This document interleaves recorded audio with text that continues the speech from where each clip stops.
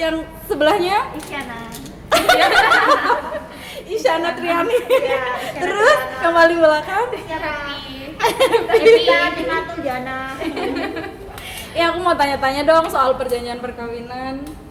Pernah dengar nggak sih perjanjian perkawinan? Pernah dengar ya? Ya familiar juga. Pernah dikit denger tapi kalau untuk yang detailnya belum. Tahu. Pernah dengar? Belum pernah dengar? Perjanjian perkawinan. Saya belum pernah dengar tuh, Mbak. Gimana ya itu ya?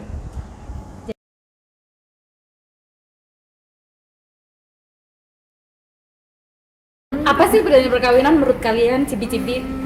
Dari siapa dulu ya? Ini mana aja boleh, Raisya, Isyana. Isyana aja yang jawab nih. Apa sih? Oke, Isyana, perjanjian perkawinan tuh apa sih? Kalau setahu aku itu tentang pisah harta atau perjanjian yang dilakukan sebelum adanya pernikahan. Ya setahu saya ya, perjanjian pernikahan itu atau perkawinan biasanya masalah harta. Harta ya yang dibawa suami dan istri, calon istri dan calon suami. Seperti jadi nanti kalau misalkan mereka pisah, ya bukan kita mendoakan pisah ya, kita sudah bisa tidak ada rebutan harta gunung gini. Perjanjian untuk perkawinan untuk supaya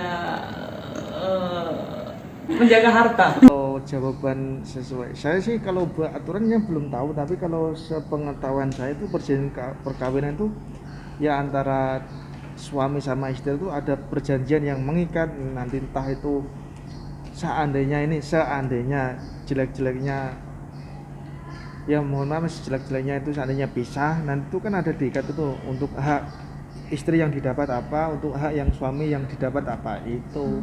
Yang saya dengar tuh dulu pernah misalnya suami punya harta dan istri punya harta. Nah, soal aturan perjanjian perkawinan itu belum ada, maksudnya belum diterapkan deh di masyarakat kayaknya. Ya saya tahu Bu Elvi.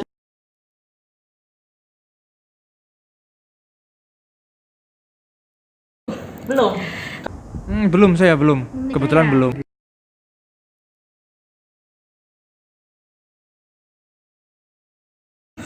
Ada. Karena rasanya lebih aman, Oke. apalagi untuk perempuan. Perlu nggak? Kalau menurut saya sih sepertinya nggak perlu deh, Mbak ya. Hah? Alasannya apa?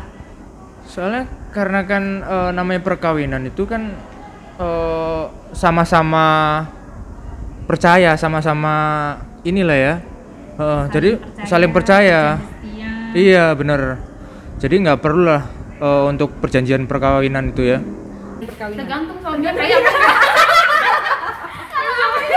Suami yang gembel gimana?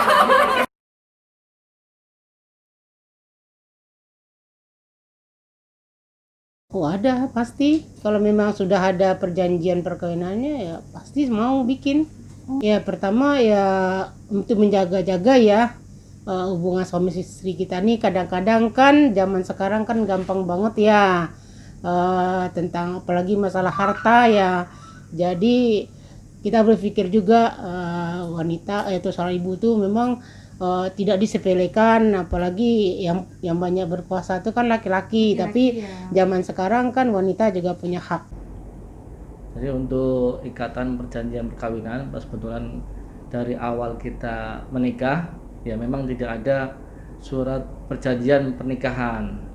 Jadi semuanya harta yang ada di saya dan ada di istri itu sudah bercampur. Jadi nggak ada perjanjian mana harta istri, mana harta suami.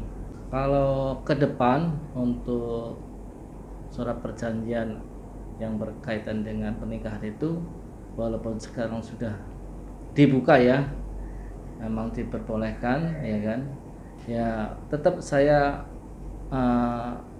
ibaratnya kita fleksibel sih ya, tidak melaksanakan perjanjian itu. Karena selama ini kan kita udah harta istri juga kan seperti itu, jadi nggak ada semacam surat perjanjian harta untuk kono gini seperti itu. Kalau untuk saat ini saya sih enggak ya, Belum. untuk belum ya untuk saat ini. Tapi kalau untuk ke depan ya mungkin bisa juga sih, tapi kan Lihat sikon gitu ya. lihat sikon, tapi kan harus kayak itu kan kesepakatan antara istri sama saya ya kan, soalnya kan menyangkut namanya kita nikah itu kan dua ya, satu jadi dua, dua jadi satu ya, makanya kita harus koordinasi ya. Iya. Semoga untuk ke depan sih baik-baik aja. Baik-baik aja. keadaannya. Amin.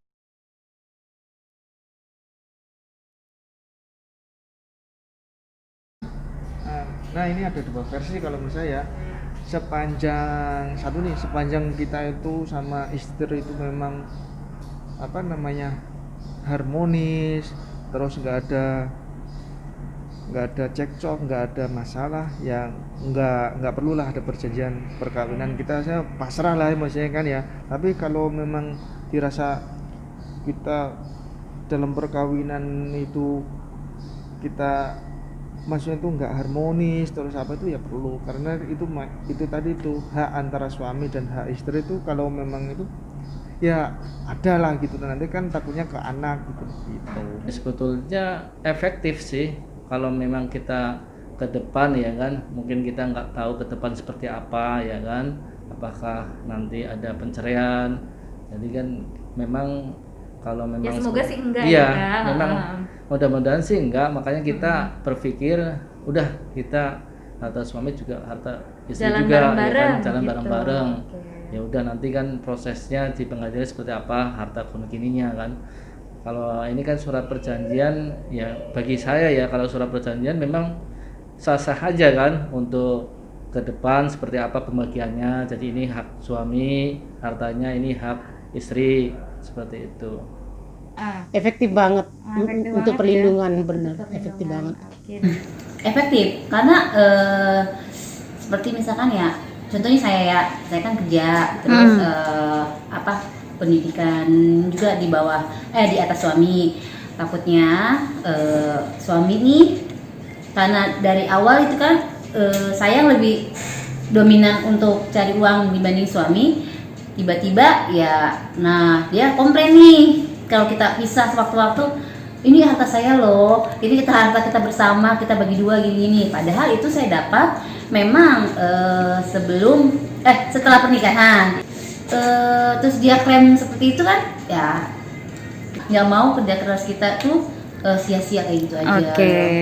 Tergantung dari sisi penilaiannya sih. Kalau mungkin ada keuntungan bagi istri itu sangat efektif. Soalnya apalagi tingkat perselingkuhan suami itu kan kemungkinan lebih besar. Jadi adanya tentang pisah harta di awal itu akan lebih baik. Jadi istri nggak merasa dirugikan. Jadi benar, jadi biar laki-laki itu nggak macam-macam. Zaman sekarang kan falak-falak tuh juga banyak. Jadi laki-lakinya niatnya sih setia, tapi falak-falak itu kan pada nggak punya harga diri ya kan. Takutnya laki-lakinya laki-lakinya tuh namanya kucing dikasih makan ya kan, ikan asin ya. Mau aja gitu ya. Awalnya enggak, tapi lama-lama mau. Nah itu yang dikhawatirkan. Jadi kita harus punya perjanjian.